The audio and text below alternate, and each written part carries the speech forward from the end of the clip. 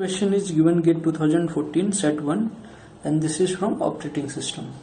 Okay, so there are 5 processes given as processes A, B, C, D, E.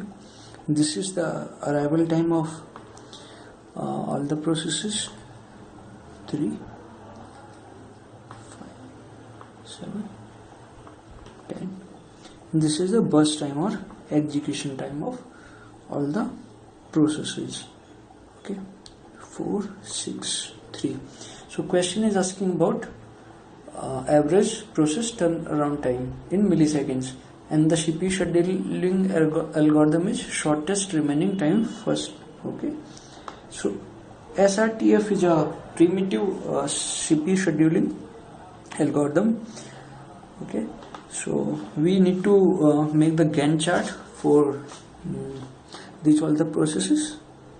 So this is a Gantt chart. Okay, so we can see here that when time was 0, that time only process A was available. Okay, so we cannot schedule any other processes because those all other 4 processes did not come at that time. So we are having only one option here, so we will schedule only A because at this time process A is only available. Okay, so we executed it for 3 units of time.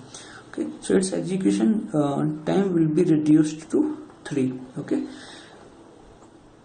when time was 3, that time B came into the system. Now we are having 2 processes in the system.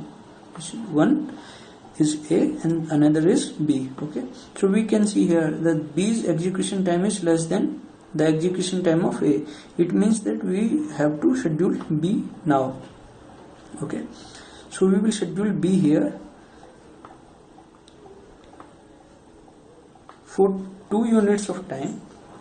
Okay, B has completed its execution and now C has entered into the system. Okay, we are removing B from the system because B has completed its execution. Okay, so when time is 5, only A and C are in the system. Okay, so we can see here that the execution time of A is less than the execution time of C.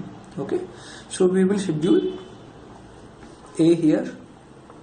Okay, so we schedule it for 2 units of time and its execution time is 1.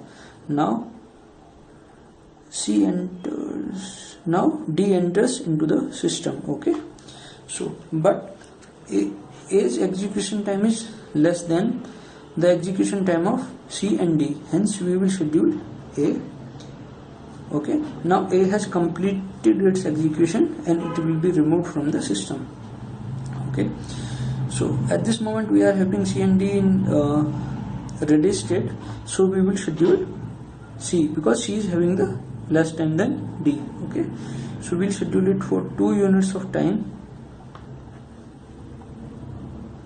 Okay, it will be 2 and after that E comes into ready state. Okay, so we can see here that C is the process which is having less number of execution time comparing to other 2 process. So we will schedule C for 2 units of time and after that C has completed its execution. Okay, so here between these 2 processes E is having less execution time. Okay, so we will schedule first E for 3 units of time.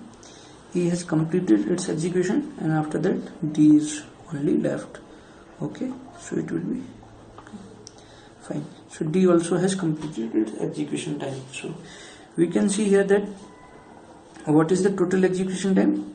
6 plus 2, 8, 12, 18 and 3 plus 21. So our Gantt chart is correct. Okay, so now what is the completion time?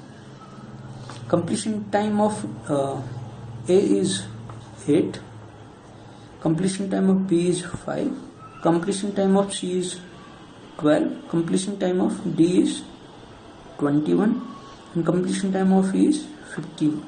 Okay, so what is the turnaround time? Turnaround time is completion time minus arrival time.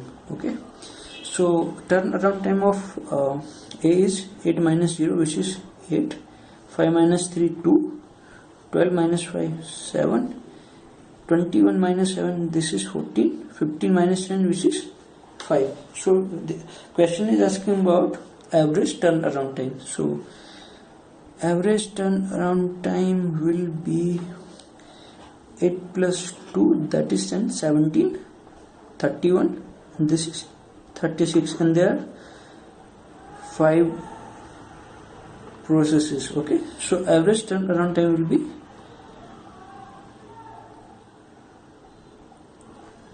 7.2. Hence this is the answer.